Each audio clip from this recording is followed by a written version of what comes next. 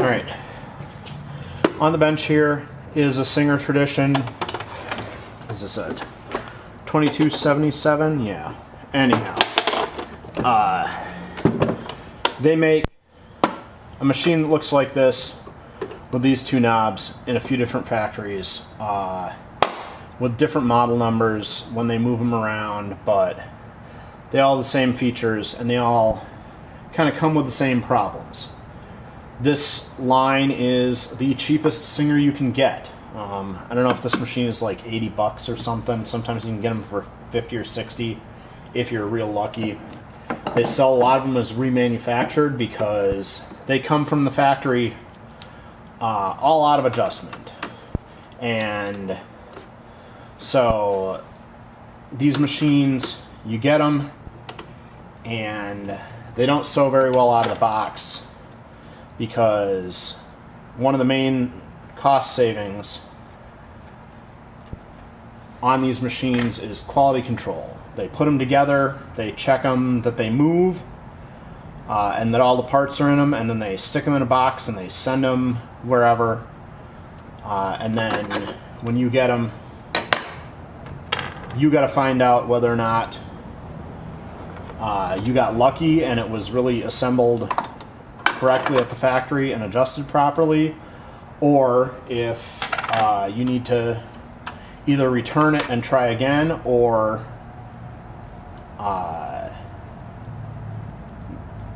get it warranty checked. So a lot of these do them on warranty because they come improperly adjusted from the factory, because they, like I said, quality control is where you save a lot of money, because that's where human interaction is on these machines. They're not bad. They're easy to get fixed up, and they're really simple to kind of check and correct yourself. But like I said, they're cheap, and the way that they're cheap, in addition to being a lot of plastic and stuff, is that they just don't check them at the factory to make sure that they work super well. If they work, they go out, and then they rely on you getting it home, trying it out right away, and discovering it's not working properly. This machine came onto my bench as a jamming, and as you can see, I immediately took it apart, and the first thing I did was check this hook. So it says it's jamming. The number of times I've gotten one of these and it's just scratched all across the edge of the bobbin or the hook here and banged over because from the factory the scarf was wrong, so that the needle was banging on the hook, and it would break a bunch of needles and jam them in there and scratch the hook real bad. This doesn't have any scratches on the side, so that's good. If it had been jamming and scratching the hook real bad, sometimes you can polish that out, other times you just gotta replace that hook because it's scratched so bad. Next check, I am rotating the machine by hand, rotating the hook here. The point of the hook is right behind the needle, and I'm checking that scarf clearance. There are other videos on my channel about that, but you got to check that immediately with these machines. If you have any trouble with them, you got to start looking at them right away. I'm also going to check our zigzag, and it's nice and easy to do this with the machine tipped back a little bit so the hook stays put. Our needle comes down, it's rising up. Alright, hook is behind it there. And then the important part is checking on the right hand side And now as the hook goes just behind the needle, this needle bar is a little low. It should still sew, but I've done other videos on that. But these are things that you got to check right away on these machines, because you get them out, you try to follow the instructions, and they don't sew real well. So you got to start checking that immediately before you run the machine real hard and break a bunch of needles and, you know, damage it. So we've checked that real quick. As I was turning it, you know, I was feeling it. It feels real smooth. These machines, they'll tell you you don't have to oil them, or the instructions don't include oiling. That's just a lie. They're telling you that, or they're not saying to oil it because it's just inconvenient to tell you to oil stuff. And if you use this machine real hard, then if you don't oil it, it'll break and you'll need to buy a new one. Same as any other machine, everywhere that moves, get a dab of oil. The different lines come from different factories. This is, like I said earlier, these are the Chinese-made machines, and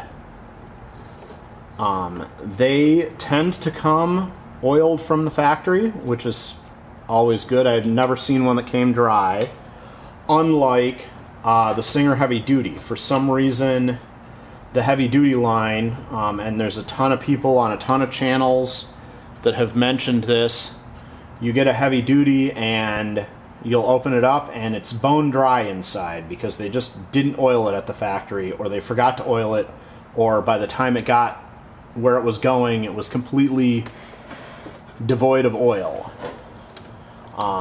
And like I said, I haven't found that to be a problem on these when I'm looking at them, but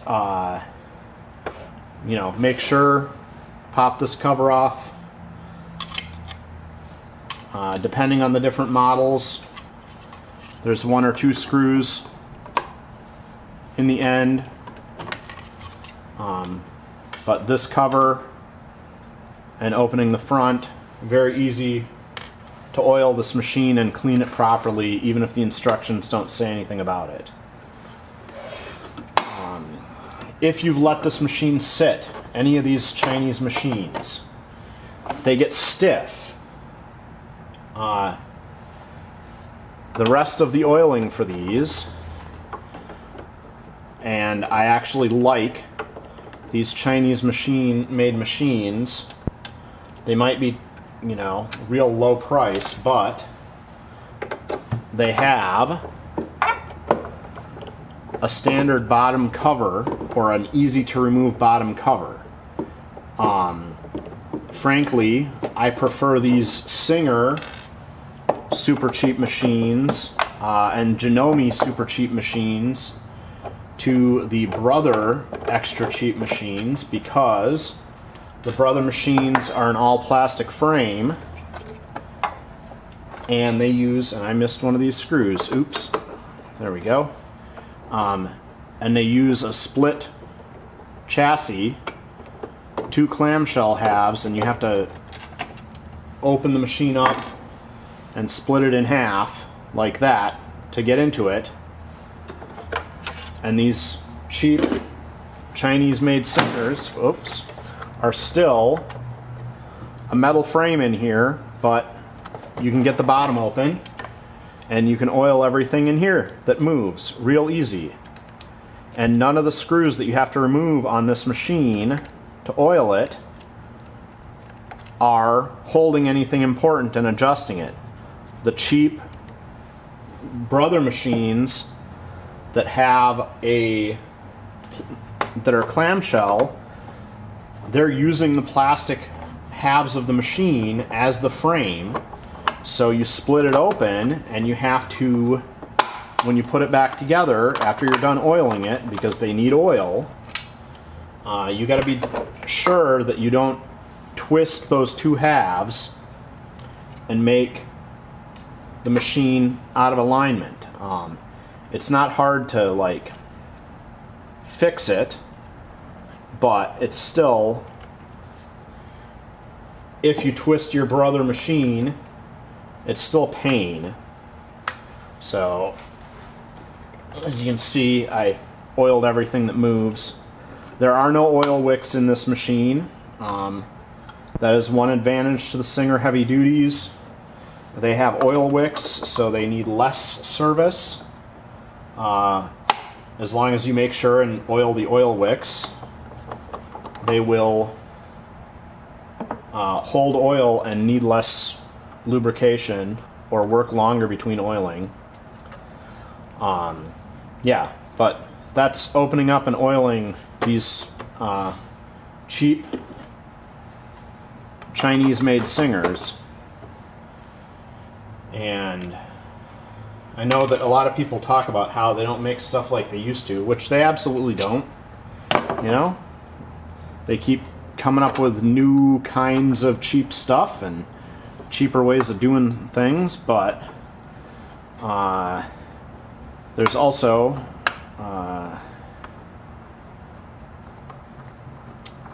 inflation. So, you know, this machine, like I said, around $100 or so. About the cheapest sewing machine you can get from anyone is about $50 these days. And back when, you know, your mother or grandmother or great-grandmother was buying a sewing machine, the cheapest machine available at the time would have been a bunch of different prices, but like in the 1950s, most machines started around $40 or $50, and inflation adjusted, that's a $500 sewing machine these days.